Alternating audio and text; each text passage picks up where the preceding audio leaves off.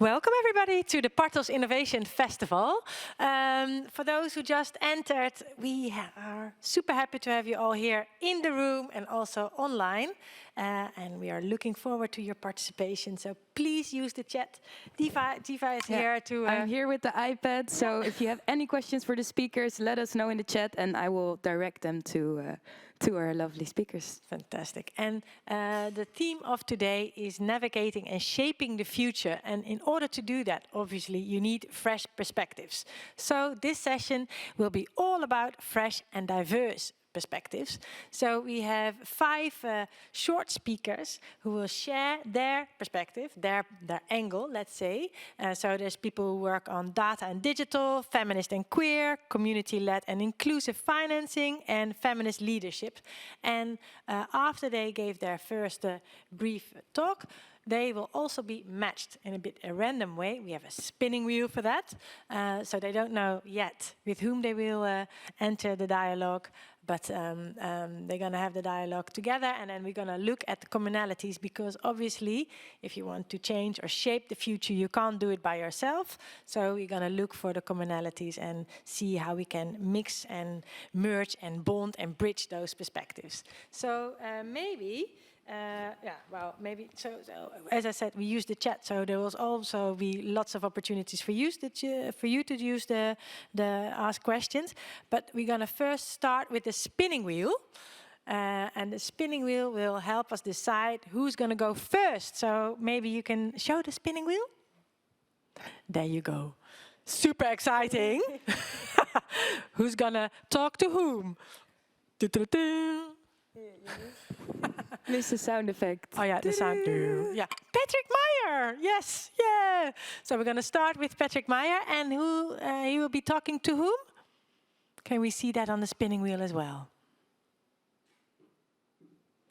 No. Yeah. I see it spinning, but I see myself. Yes. So we don't know yet either. There we go. Oh, not with Patrick Meyer himself. So Pascal Grotenhuis. Now, there you go. So maybe I can start with Patrick Meyer. I'm actually quite a fan already for over 10 years. I followed his blog, iRevolution. So Patrick, he's also the executive director of We Robotics. At iRevolution, indeed, the blog. So Patrick, maybe can you share your perspective? Absolutely. Thank you so much for having me and for having all of us. It's great to connect with all of you. So I'm going to get started because I understand I have just 3 minutes. But thanks again for your very kind words. So we're going to move to the next slide, please.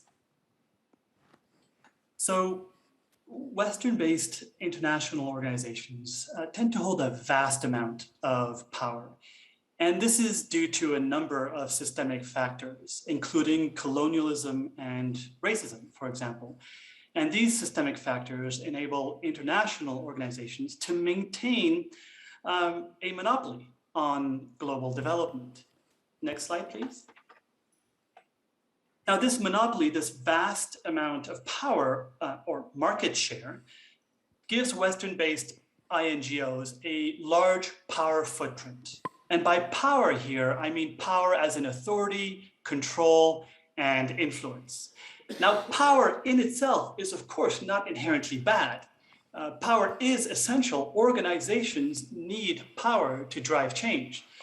But the power that tends to drive Western INGOs is largely centralized and is rooted in a Western-centric system and a singular view of the world. And so this power is then used by INGOs to drive change that is global, but very much top-down and technocentric as well. Next slide, please. Now, in contrast, the power footprint of local organizations is much smaller and far more diverse, and their power tends to be more firmly rooted in local expertise and lived experience, local leadership and local ownership. And this explains why the power of local tends to favor social solutions over hyper-technical solutions. Next slide, please. Now, what happens to the power footprint of an international nonprofit organization when they implement a development project, for example? Well, one consequence or negative externality of this engagement is the growth of their power footprints. It takes power to make power. And in other words, the more international organizations implement development projects in a kind of typical foreign-led, top-down and technocentric manner, the more they tend to consolidate their authority, control, and influence. It's like a byproduct, regardless of whether their projects are successful or not. Next slide, please. Now, we know that power tends to corrupt, and that absolute power tends to corrupt absolutely. You asked for fresh perspective, so I'm going to be extra provocative. But the fact is, we can't change what we can't measure. So my question to all of us in development organizations, whether that's Western or international or local, is how do we measure the power footprints of international organizations to create more visibility and transparency? How do we reduce the power footprints of our organizations and make these organizational footprints less permanent? How do we make them less harmful? Next slide, please. Can we gain inspiration from other fields? Analogies can be very powerful. For example, how is the carbon footprint measured? We know that carbon footprint calculators exist. There are methods and data sources. So can we come together, international and local organizations, to co-create a power footprint calculator? Can we make our power footprints visible? Can we make the consequences and the byproducts, the negative externalities of our engagement in global development more visible? And last slide, please. So then can we ask the following question? Can we take the power pledge? Meaning, can we pledge to actively measure and reduce the power footprint of the international organizations that we work with? So here's my last ask. If any of this is of interest to you, and if you want to be engaged in co-creating practical ways to get at this measurement of power footprints, then please get in touch. We don't have expertise in power. I know it's an area of study with deep knowledge and lots of learnings, and we would love to learn from others in the process. So thank you very much. Fantastic, well done. And in time, I'm really pleased with that. So without further ado, I would love to introduce Pascal Grotenhuis. She is the Director for Social Development and the Ambassador for Women's Rights and Gender Equality. And she has over 17 years of experience in the Ministry of Foreign Affairs. Pascal, can I also ask you to share your fresh perspective? Yeah, thank you very much. And thank you so much for inviting me. And thanks, Patrick, for the great start. It's always difficult to come second, but it's also about power, a different kind of power. So thank you very much. And I would love to reflect upon feminist leadership to strengthen inclusive development. It probably isn't a surprise as an ambassador for women's rights and gender equality, but I feel that governments and organizations should gear towards feminist leadership. And then the first question is, of course, what is feminist leadership? Well, there's no one-size-fits-all definition, and all kind of countries in our neighborhood, like France and Spain, adopted feminist diplomacy or feminist foreign policy, and they all do it their own way. But feminist leadership is developed by women's movements in the Global South as an alternative to traditional and hierarchical leadership. It's about making undemocratic and untransparent and asymmetrical power relations and dynamics visible, and then trying to transform them. This means taking a clear-eyed look at the economic, social, and political systems that are producing and reproducing the inequalities. And what you see in COVID times is that the already existing inequalities have increased and become even more visible, or have become even more invisible, but that have definitely increased. Why should we go for feminist leadership? For me, it's to reach gender and social justice, inclusion, and equality. To me, feminist leadership is the only way to reach better and a more sustainable future. Research and best practices provide ample, convincing evidence for this.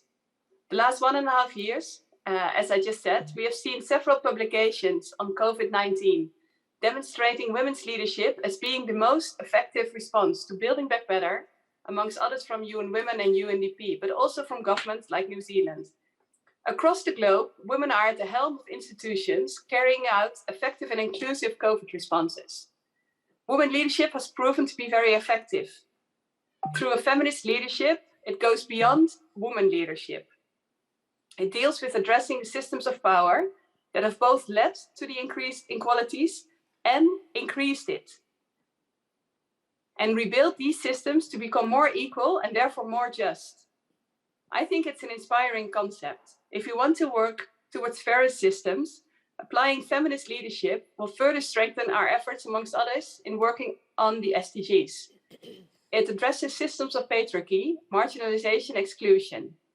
With feminist leadership, we build systems based on equity, legitimacy, and social justice. Feminist leadership inspires me in my daily work. It also frightens quite some colleagues in my daily work who work on other fields. But for me, it really inspires me by looking into the advantages of developing a feminist foreign policy like Canada, Sweden, France, and Mexico. It also inspires me in the context of the Netherlands. We are very involved in the Generation Equality Forum and in the Action Coalition on Feminist Movements. And it also inspires me and most of the Ministry of Foreign Affairs as a strategic partner in new programming under strengthening civil society policy framework in which we focus on transformative processes, amongst others in the area of enhancing gender equality. Feminist leadership does not have to be fixed in a step-by-step guide. It's an ongoing process of learning and reflection. I'm looking forward to hearing from you. How can we bring feminist leadership forward? Thanks. Wonderful. Thanks a lot. Well done. And now the difficult task for the both of you to discover or explore how would you merge your perspectives, or maybe not merge, but where do you see the commonalities? Do you have, I mean, who would like to start there? Where do you see you could potentially collaborate? Haha. That's a small question on a Friday afternoon. There you go. Yes. We'll get back to you after the weekend. Now, Patrick, do you want to go first? I don't think I have anything particularly intelligent to add. So over to you. Thank you. I don't think that's true. No, but I think both of our pitches are about changing or transforming power relationships. And we finance, as the Dutch Ministry of Foreign Affairs, quite a few of the civil organizations who are actually all present, I think, at the Innovation Festival today. I was wondering, many of those NGOs have a watchdog function, and how can you use the watchdog role of civil society towards the use of data and technology by the private sector and governments? I was wondering how you see that, and is there something we can learn from that? Well, that's very well put, and also a fascinating question. Obviously, there's an incredibly vital role for civil society to play in that kind of watchdog kind of capacity, right?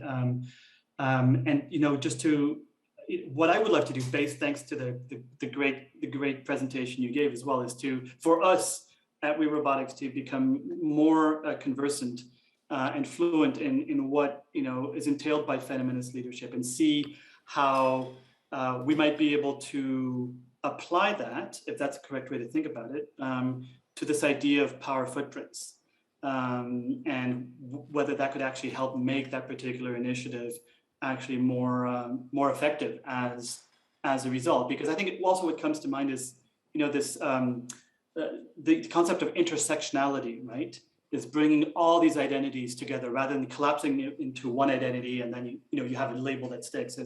Is what would it mean? I'm literally making it up as I go along here, but what would it mean to look at like the power footprint through the lens of intersectionality, which is not the question I would have asked before actually hearing your presentation on feminist leadership. So thank you for that. I don't have any answers though. That's, quite a brilliant answer already. Would you like to add something maybe, Pascal, from your perspective? Now, I think actually that would be great if we can, because for me, a feminist foreign policy would be, or feminist leadership would be, about inequalities. And I would love actually to see if we can work together on the footprint. And intersectionality is part and parcel of our work as well, because everything is linked, and the people who are already vulnerable will, because of COVID or all the other crises, become even more vulnerable. So yes, if we could maybe see if we can, it's very pragmatic. I would love that. Me too. There we are. Deals are being made. Fantastic. Fantastic. Yeah, go ahead, Patrick. No, I'm just saying thank you very much for everyone for making this happen. No, and I was actually, Patrick, maybe if I can, we have the SDG 3 fund, which is the biggest fund for feminist movements or feminist activists in the South. And I think we're, as the Dutch government, are really proud of that. But it would, maybe we can see if we can measure the impact that they have more along your lines. Very interesting. Because it's a huge amount of money. It's $500 million actually. It's a huge fund. Wow. But we of course measure the impact. But I would love to see if we maybe can see if we can use your tech and your approach to see if we can make it even better and clearer. That sounds amazing. And just to thank you. And by the way, this is an initial idea. And what we're looking for is partners to help bring in their expertise to co-create strong practical metrics that can then be practically applied. So we're really at the beginning of this journey, and we're looking for fellow journeyers to figure out where this goes. So we'd love the opportunity to co-create and then apply and learn together. Yeah, me too. That would be really interesting. Fantastic, I'm really pleased. So I can ask all kinds of questions, but I think this is a beautiful end of your merge. I mean, I see things happening, concrete, very practical, down to earth, from different perspectives. So thanks a lot for that. So maybe I would like to now introduce the other three. Because of the spinning wheel, it's not that exciting anymore who's going to talk with whom. But I would briefly like to introduce to you Rosabella Nyumba, Dumiso Gacha, and Ishita Dutta. And I'm very sorry if I don't pronounce your names fully correct. So, but please know that I do admire you. So maybe we can start. Sorry, I have an issue with my cards. That's what you sometimes have. So terrible this. I'm sorry. Yeah, there you go. I'm back again. So maybe we can start with Dumi. You're a non-binary queer feminist and founder of Success Capital organization. Could you maybe start sharing your perspective? And the others, listen carefully, because I'm going to ask you the question as well. Where do you see the commonalities? Thank you so much. And so it's anchored on three main elements. First is in decolonizing storytelling, recognizing that language matters, and then relieving oneself of the responsibility of equity in saviorism. And so with the first, it's recognizing that storytelling had always been an integral aspect in terms of intergenerational legacies, and knowing full well that the African history was often passed down orally through different generations. And I think it's critical in recognizing the truth and in instilling lessons learned, because we can draw from previous activists who have had successes in different struggles.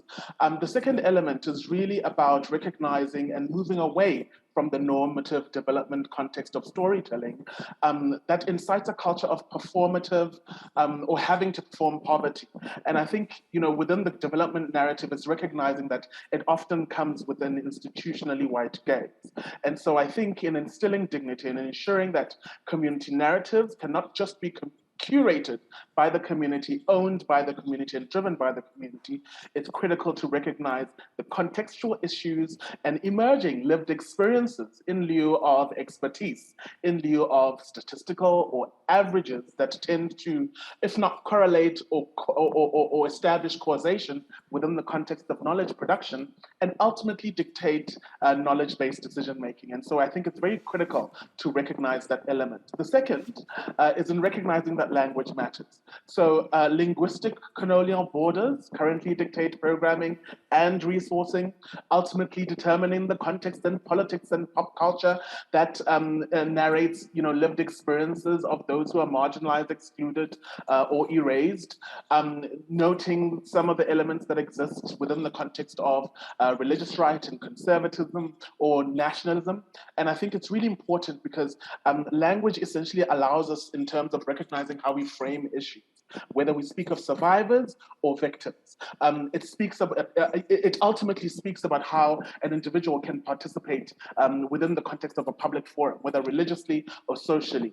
And I think, it's really quite reflective because we're talking about media representation, we're talking about consumerism, and we're talking about, narratives, particularly within a queer existence, that are often either erased, not necessarily considered African, and many other elements of morality or taboo. And I think, it ultimately determines one's citizenship. It determines how one can actually be considered palatable, whether you're looking at it in the context of professionalism or you're looking at it in the context of standards and how normative standards are established through language. And so if we're not acknowledging and recognizing linguistic privilege, not just in development, but in the very fabric of society, then we'll be missing the point of ensuring that we are truly achieving the outcomes in the decade of action.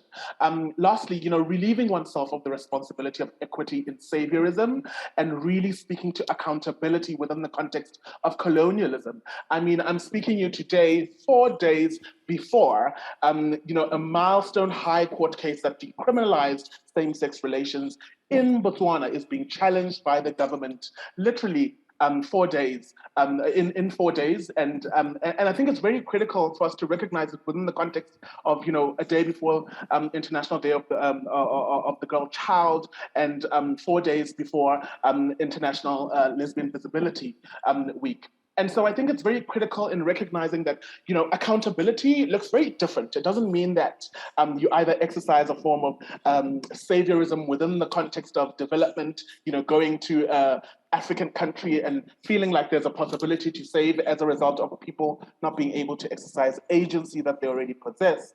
But it really speaks to drawing down what counts as equity.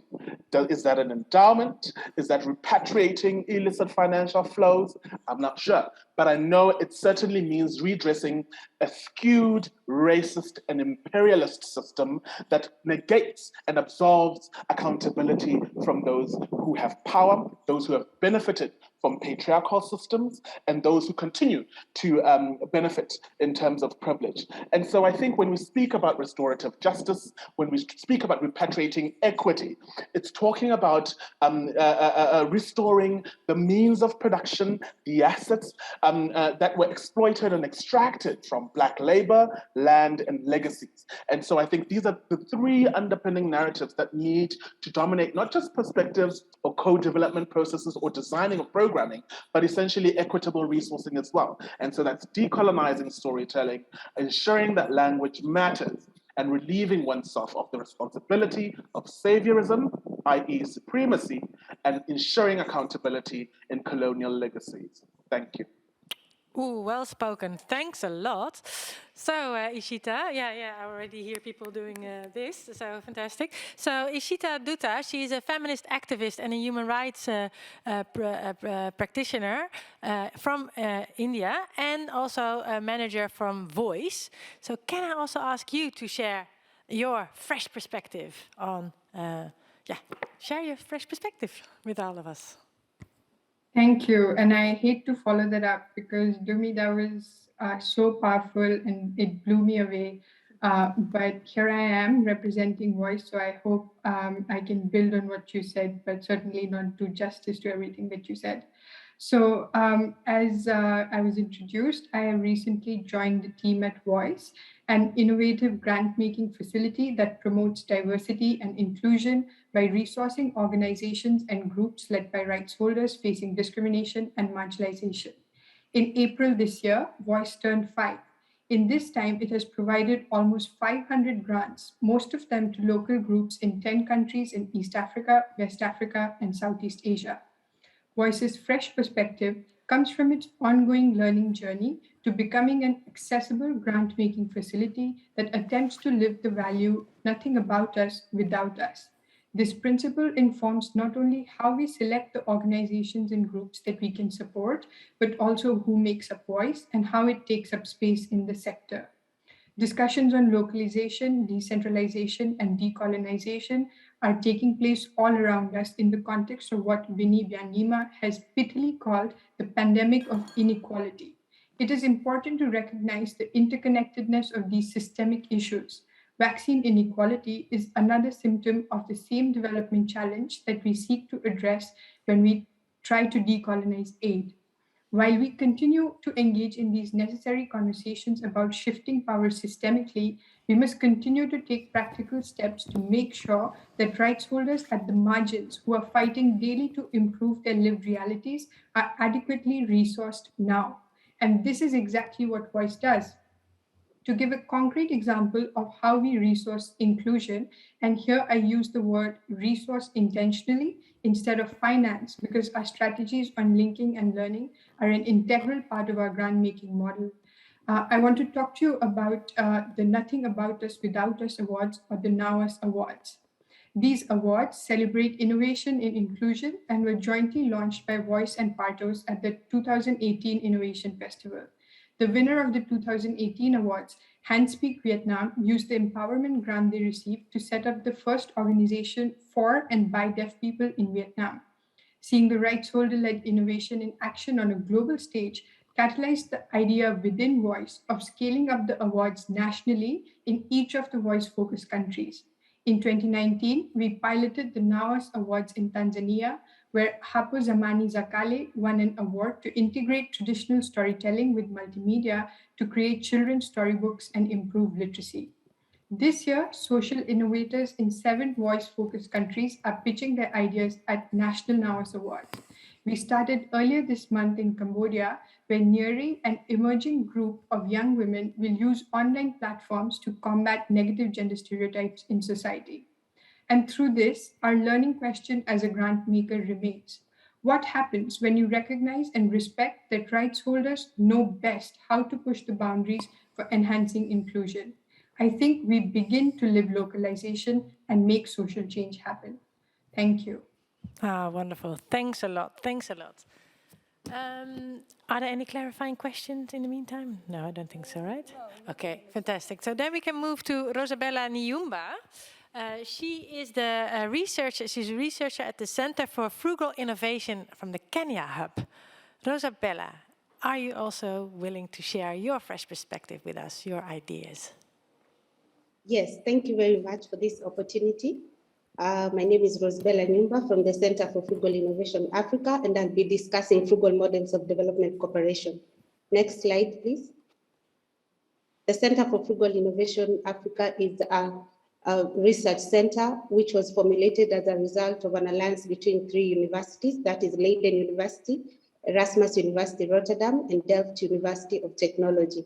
The Center for Frugal Innovation engages in research, in frugal innovation research, in order to get the social, economic, and economic and environmental impact. Next slide, please. The frugal models of development cooperation I'm going to be speaking on are the build and transfer model and the self-organized aid for development model. These are models we have interacted with here in our work here at the Kenya Hub. Next slide. For the build and transfer model, resource mobilization is done by external development agencies. Management depends on the project phase. It is more formal, and ownership is by the, it is more formal, and then the community is engaged in all phases of the implementation. Next slide. For the self-organized aid for development model, the resources are mobilized by the community. It is managed by the community. It is owned by the community. It is less formal, and communities are also engaged in all stages of development. Next slide. What are the lessons learned? From this, we learned that self-organized aid for development model requires strong relationships of trust with the local implementing partner. 2, timelines may change based on established mechanisms of community, organization, and decision-making structures. 3, proper accountability structures need to be put in place for the build and transfer model to work. And 3, time is very critical. All the good networks are built over time, not in a day. Next slide, please. Why frugal models? Frugal models allow for resource sensitivity. Frugal models allow for knowledge exchange. Frugal models allow for localization and contextualization. With this, we mean that they can be adapted in any environment. And also frugal models allow for flexibility, allowing actors to connect easily. And lastly, frugal models allow actors to plug into local development actions, not reinventing the wheel. Next slide. Thank you. Wonderful. Thanks a lot. A lot of applause up here as well. The difficult question, I already prepared you. Where do you see commonalities? I see already many, but maybe I'm also curious where you see the commonalities and where you see opportunities to potentially collaborate between the different perspectives. Who could I give the floor of you? Who would like to go first? I'm looking at Dumi, Ishita, or Rosabella. I think I can go first. Yeah, fantastic. Thank you. I think, there are two main points, and it makes sense, the reason why language matters. And I think, being on the advisory board of Voice Global clearly is quite something. And that, sort of commitment in making sure that, rights holders are part of that strategic, framework and existence of Voice Global. And so I think it's really fantastic when we speak about decolonizing, and it's fantastic when we speak about inclusion, because when I spoke about language mattering, it's about access, it's about inclusion, ensuring that, rights holders are really at the forefront and the heart of the work. And so I think that's the one element, is that, there are different ways in which one can contribute and collaborate, whether strategically, practically, or within the context of broader solidarity and international movements. And maybe, the second aspect, success capital was really underpinned or driven by the very essence of participatory research. And so it's easy to relate, but I will say one thing, particularly around the element of frugal, because frugal recognizes and acknowledges capitalism for what it is, in that, artificially manufactured aspects of inequality, whether it's meritocracy or scarcity. And so I think it's really important, especially when they were speaking about partnerships, in that we can have all these different perspectives to engage and gorge. Audre Lorde said, the master's tools will never dismantle the master's house.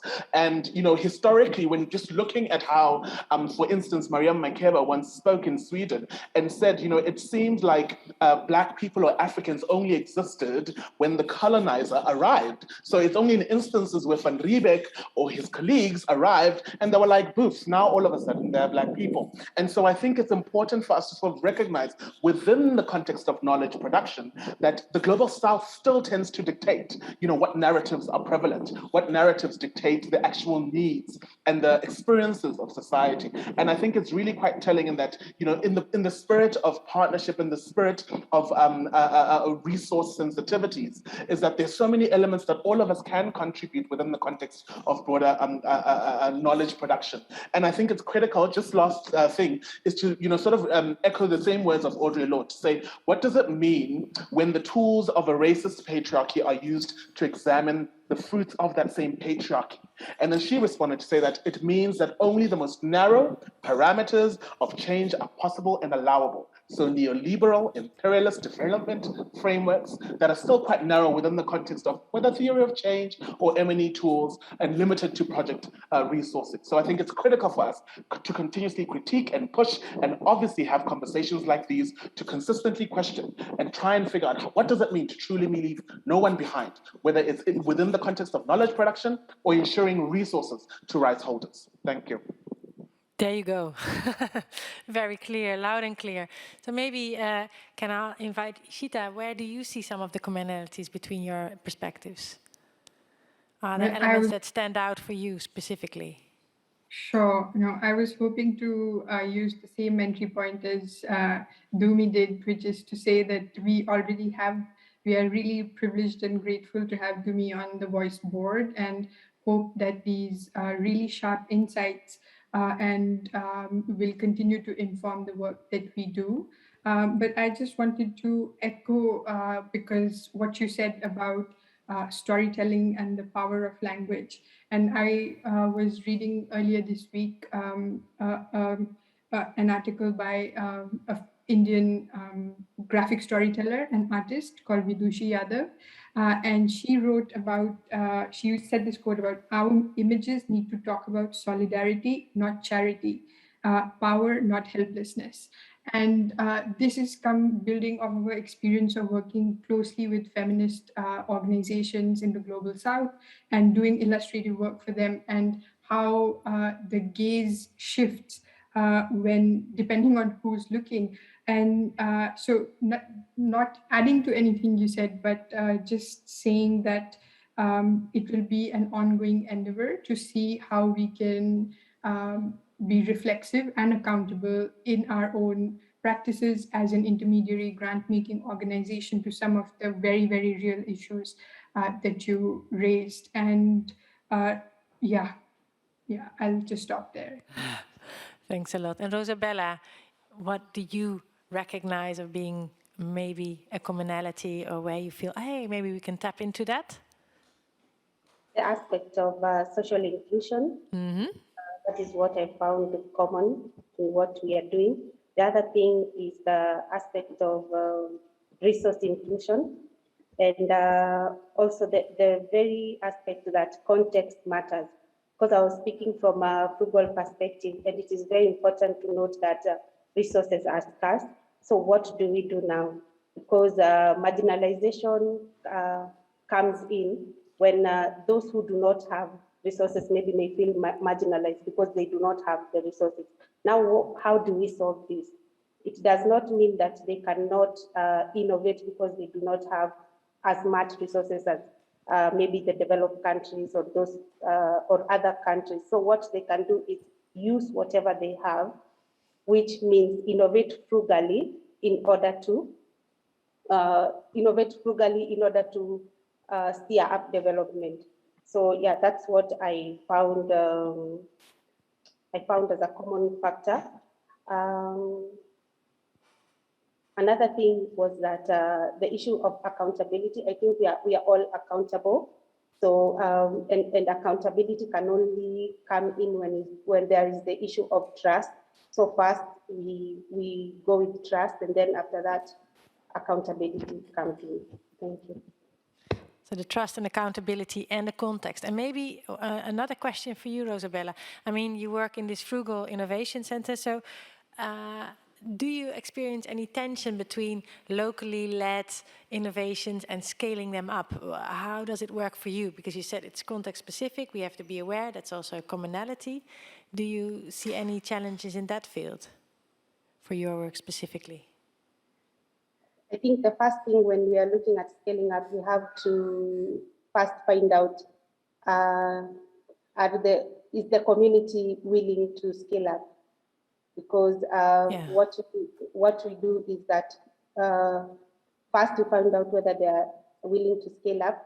Then secondly, after that, if the scaling, what are the ramifications of this scaling up? Is it beneficial to them?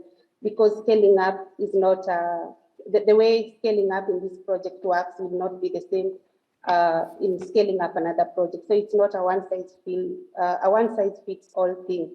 So yes, scaling up is possible, but it also depends on the context. And for scaling up, we can use capacitated local actors can steer the wheel, can be engaged in that, can do the scaling up, and even people at the grassroots themselves. Because one of the projects I was presenting on, the people at a slum in Kibra, what happened is that they were helped to establish the first biocenter, after which they have been in charge of building the other biocenters themselves. So yeah, even community can participate in scaling up. Thank you. Yeah, on a whole different topic, but we have a question in the chat for the whole panel. Sarah is curious to know what the panel finds a good substitute for the term Global South. Good one. Want to use all the different perspectives here? Or if you feel like it's a fine term? I like majority world. I've always been a fan of majority world. Majority A majority vote, but then what World, do you think? World. Yeah. Majority world. Oh, majority Instead of world. global Oh, The sorry. world, the globe, the majority world. That's quite Yeah. another aspect. Yeah, majority world. Nice one. Anybody else? All thinking loud. Yeah, just workshopping on the top of your head. No, I was thinking that I find it a good shorthand, let's say, to describe things because, but that's what happens when you try to label things, nuance is lost. And in my organizing work in my past life with sex work communities, for example, they told me that, you know, when we talk about global South and global North, very in a very binary sense, then we don't recognize marginalizations that occur in the global North, and we don't have space to recognize the ways in which quote unquote global South actors might be complicit in in abuse of power. And so as a feminist, I think it's always interesting to complicate things and not stick to absolute labels. So I think, Sarah, until we find a better substitute, we can keep using this nuanced understanding of the terms global South and global North. Fantastic. Thanks a lot.